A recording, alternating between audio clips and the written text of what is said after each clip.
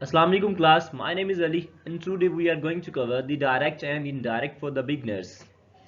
क्योंकि direct and indirect जो है ना वो C S S and P M S के लिए एक बड़ी अहमियत के हामिल है, क्योंकि एक बहुत जो है ना वो हैवी जो मार्क का जो एग्ज़ाम होता है, एक पार्ट होता है पेपर का, वो डायरेक्ट एंड इनडायरेक्ट वगैरह से आता है। अब इसको सीखने के लिए सिर्फ एक बात ज़हन में रखिएगा, ये सिर्फ डायरेक्ट और इनडायरेक्ट सिर्फ C S S and P M S वाले नहीं, बल्कि मैं बिगनर्स के लिए स्टार्ट कर रहा हूँ, जो एक ऑलमोस्ट प्राइमरी लेवल से मिडिल लेवल से स्टार्ट हो रहा है, onward C S S aspirants तक से ही चलेगा। क्योंकि अगर मैंने बहुत से ऐसे मेरे एक दोस्त हैं जिन्होंने सी एस एस का एग्ज़ाम दिया, लेकिन वो जो पर्सनल प्रोनाउन को चेंज करना ही भूल गए कि इसकी पर्सनल प्रोनाउन के अंदर ये नॉमिनेटिव फॉर्म है, तो इसकी हम जो ऑब्जेक्टिव फॉर्म या इसके पोजेसिव फॉर्म कैसे लगाएं। ठीक है, तो ये बेसिकली ये सारे एक पर्सनल प्रोनाउन है, इसको पहले समझते हैं कि हम कैसे इसको चेंज करते हैं। ये सारी बातें मैं आगे जाके बताऊंगा। 2 मिनट भी स्किप मत कीजिएगा लेक्चर को, क्योंकि अगर आप 2 मिनट के लिए लेक्चर से कट ऑफ होते हैं, then you can not understand the properly the passage of my lecture. 2 minute के लिए भी इधर उधर मत हटिएगा, क्योंकि अगर 2 मिनट आगे पीछे हटे तो आपको लेक्चर की पूरी सीरीज का समझ ही नहीं आएगा कि मैं क्या कहना चाह रहा हूं। अब बात है पर्सनल प्रोनाउन की, जो मैं पहले बता चुका हूं कि पर्सनल प्रोनाउन यहाँ केस है, case has you can say that कि case has already further divided into 3 types, just like nominative case, possessive case and objective case. So case has also 3 types. First is personal pronoun. ये pronoun की किस्में हैं, personal pronoun, second first pronoun, second pronoun and the third pronoun. So the first pronoun I and we. The second pronoun just you can use the you. The third pronoun he, she, it, या they. These are 4 category who comes in the third person pronoun. First is I and we. आई की जो possessive form है वो माई है और objective form है मी। Nominative case क्या होता है? पहले बात तो ये नॉमिनेटिव केस होता है नॉमिनेट करना किसी चीज को, या किसी बंदे को नॉमिनेट करना, उसके नाम लेके पुकारना। नाम नाउन होता है या सब्जेक्ट होता है, ठीक है, ये नॉमिनेटिव केस होता है। अब पोजेसिव केस जो होता है वो possessive case that show the property ownership of any other persons.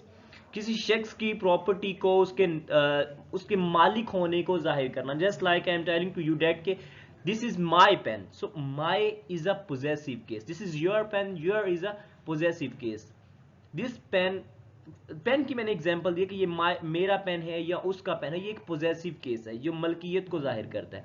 आगे है ऑब्जेक्टिव केस। ऑब्जेक्ट हमने पढ़ा होता है subject and verb and object, object जिसके ऊपर काम हो रहा होता है, ठीक है, ये इसकी ऑब्जेक्टिव फॉर्म होती है। Objective case I, my, me, we, our, us, you, your, you, he, his, him, she, her and they, their, them. ये टेबल आपको जुबानी ऑलमोस्ट याद होना चाहिए। जब तक आप इसका अच्छा खासा रटा ना लगाएंगे ना, तब तक आप डायरेक्ट इनडायरेक्ट को दूर की बात है, तब तक आप टेंसेस को क्लियर नहीं कर पाएंगे। ठीक है, अगर टेंसेस क्लियर नहीं है तो आप ऑब्वियसली समझ जाएं कि ना आपके डायरेक्ट इनडायरेक्ट होंगे ना एक्टिव पैसिव होंगे। ठीक है, और ये दोनों ही सीएसएस और पीएमएस के लिए एक यूं आप समझ लें कि एक पेपर का एक अलग सा पार्ट होता है, ठीक है, जो हैवी नंबरों के ऊपर मुश्तमिल होता है। So no, our question is direct and indirect narration. सो एक नरेशन होती क्या है और डायरेक्ट इनडायरेक्ट होते क्या है?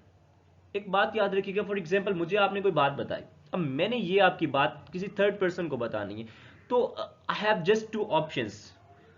मेरे पास सिर्फ 2 ऑप्शन होते हैं सवाल को बताने के, आपकी बात को बताने के। या तो ये कि जो आपने अल्फाज कहे हैं मैं उसी अल्फाज को हू बहू किसी थर्ड पर्सन के सामने बयान करता हूं। जैसे मैं कहता हूं बिलाल ने मुझे कहा कि मैं कल स्कूल जाऊंगा। बिलाल कहता है मैं कल स्कूल जाऊंगा। अब मैं ये बात किसी थर्ड पर्सन तक पहुंचाना चाहता हूं, तो इसके 2 तरीके होते हैं। एक तरीका जो आपने मुझे बात बताई है वो महू बहू तीसरे बंदे को बता रहा हूं, ये आपका तरीका, इसे डायरेक्ट तरीका कहते हैं। एक होता है इनडायरेक्ट तरीका, मैं उसमें कुछ रद्द बदल कर देता हूं। जैसे मैंने कहा कि बिलाल ने मुझे कहा, एक बिलाल की एग्जाम्पल है, बिलाल कह रहा है अली कल मैं स्कूल नहीं जाऊंगा। मैं आपको बता रहा हूं अली कल मैं स्कूल नहीं जाऊंगा, ये डायरेक्ट वे है। अगर मैं इसमें थोड़ा सा रद्दोबदल करता हूं तो मैं कहता हूं हेलो असगर, मुझे ना बिलाल ने ये कहा कि मैं ना कल स्कूल नहीं आऊंगा, इसमें मैंने कुछ अपने वर्ड्स भी यूज किए हैं। ये है इनडायरेक्ट। इनडायरेक्ट डजंट मीन कि मैं उसका मफहूम ही चेंज कर दूं। इनडायरेक्ट में उसका मैं मफहूम चेंज नहीं करता, मफहूम सेम रहता है, लेकिन मैं कुछ अल्फाज इसके अंदर ऐड कर देता हूं। ये डायरेक्ट इनडायरेक्ट नरेशंस होती हैं, ठीक है। अब सवाल है डायरेक्ट और इनडायरेक्ट नरेशन की एग्जांपल की, तो मैं यहां देता हूं आपको। Just like I am telling to you that के Ali said to me I have lost my pen. Ali ने मुझे बताया कि मैं अपना पेन खो चुका हूं। अब यही बात मैं थर्ड पर्सन को बताता हूं तो मैं सेम यही कहता हूं। अगर डायरेक्ट वे के अंदर बता रहा हूं कि Ali said to me I have lost my pen, मैंने बता दी, डायरेक्ट वे के अंदर होगी बात। अब बात करता हूं इनडायरेक्ट वे की कि Ali told to me that के he had lost his pen. Ali ने मुझे बताया कि वो अपना पेन खो चुका है। इसमें मैंने डैड का इजाफा किया, ठीक है। टोल्ड मैंने फॉर्म बदल दी, तो ठीक है, सेड का। तो अब हैड बदल दिया मैंने, हैड का लफ्ज यूज की दिया मैंने, क्योंकि मैंने यहां पे कुछ खुद से अल्फाज लगाए हैं जो इनडायरेक्ट नरेशन कहलाते हैं, ठीक है। अब ये बात यहां आती है, एक होती है कि जो रिपोर्टेड स्पीच और एक रिपोर्टिंग स्पीच। तो याद रखिए कि जिस फिक्रे में नरेशन मौजूद हो उसके दो हिस्से होते हैं। एक इन्वर्टेड कॉमास के अंदर रखा जाता है जिसको हम मोस्टली रिपोर्टेड स्पीच कहते हैं और कहते हैं रिपोर्टेड स्पीच। जैसे मैं आपको कहता हूं कि यहाँ पहली एग्जांपल है कि Ali said to me I have lost my pen. अब I have lost my pen commas के अंदर लिखा गया, इन्वर्टेड कॉमास के अंदर, तो ये आपका रिपोर्टेड स्पीच है। और इससे बाहर वाला जो हिस्सा है ना, अली सेड टू मी, ये एक रिपोर्टिंग स्पीच है। समझ आ गए? ये दो तरीके होते हैं, रिपोर्टिंग स्पीच और रिपोर्टेड स्पीच। ये एक ही नरेशन के दो पार्ट्स होते हैं। नेक्स्ट है कि how can we change the personal pronoun. यहां सवाल है कि हम कैसे पर्सनल प्रोनाउन को चेंज कर सकते हैं।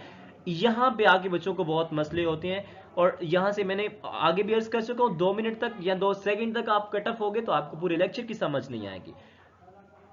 तो मैंने यहां कुछ एग्जांपल्स ली हैं पर्सनल प्रोनाउन को चेंज करने की। इसके अलावा मैंने कोई चीज चेंज नहीं की, टेंसेस वगैरह कोई मैंने चेंज नहीं किया। सिर्फ मेरा फोकस है इस टेबल के अंदर आपको पर्सनल प्रोनाउन को समझाना कि हमने उसको कैसे चेंज करना है।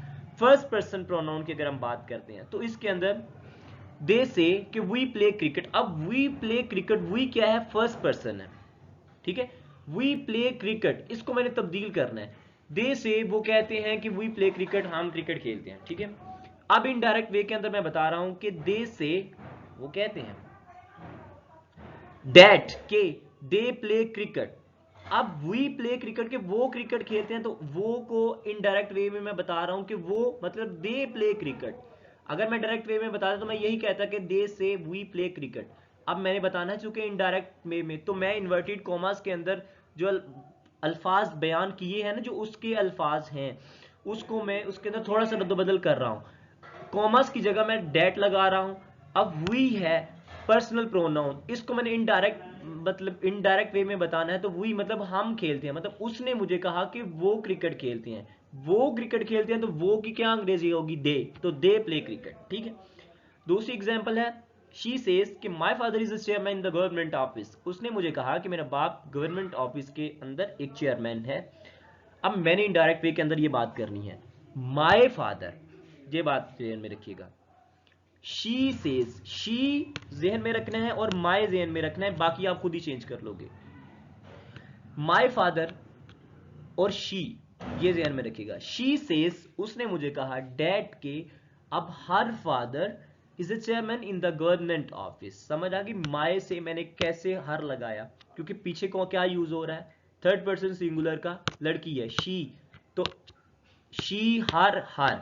समझ आ गई? इसकी 3 objective and possessive case, 2 case मैंने पीछे जो आपसे जिक्र कर चुका हूं, ये उनमें से यूज हुआ है। समझ आ गई? सेकंड पर्सन है I say to him your brother is ill. मैंने उसे कहा कि तुम्हारा भाई बीमार है। अब मैंने इसको इनडायरेक्ट वे में बताना है कि आई टेल हिम, मैंने उसे बताया डैड के, यहां था योर ब्रदर इज इल, मैंने यहां कह दिया कि his brother is ill. I said to him मैंने उसे कहा, तो हिम है तो फिर इसकी कौन सी फॉर्म लगेगी? हीज, ठीक है ना, ही हिज हिम, ठीक है। इसकी यहां मैंने पॉजेसिव फॉर्म यूज की है कि हिज ब्रदर इज इल। समझ आ कि वो टेबल लाजमी याद कीजिएगा, टेबल के बगैर आप कुछ भी नहीं कर सकते। थर्ड पर्सन की अगर हम बात करते हैं तो थर्ड पर्सन में मैं क्या यूज कर रहा हूं, यहां जो मैंने एग्जांपल दी है, he said to him she is an honest lady. He said to him, उसने कहा कि उसे कि वो एक ऑनेस्ट लेडी है। शी टेल मी, उसने मुझे बताया, अब मैं इनडायरेक्ट वे की बात कर रहा हूं। शी टेल मी, उसने मुझे बताया, दैट के she is an honest lady, कि वो एक ईमानदार खातून है।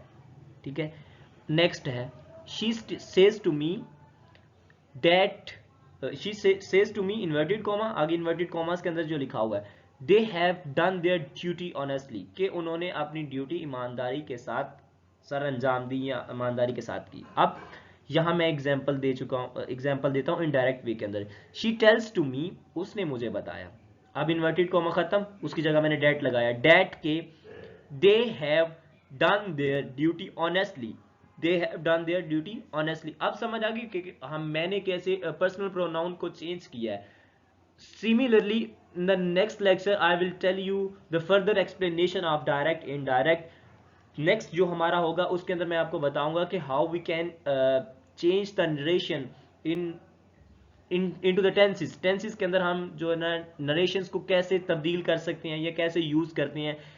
अब मैं आपको लेके चल रहा हूँ चूंकि बिगनर लेवल से, सो मैं आप बिल्कुल जिसको कुछ भी नहीं आता डायरेक्ट इनडायरेक्ट के हवाले से, वो बिल्कुल मत घबराइएगा, वीडियो देखते रहिएगा, क्योंकि मैंने नेक्स्ट वीडियो के अंदर, अब मैंने सिर्फ पर्सनल प्रोनाउन को चेंज किया, नेक्स्ट वीडियो के अंदर मैं नरेशंस को टेंसेस के अंदर यूज करके बताऊंगा कि टेंसेस के अंदर हम उसका इस्तेमाल कैसे कर सकते हैं। So please don't forget to subscribe my channel.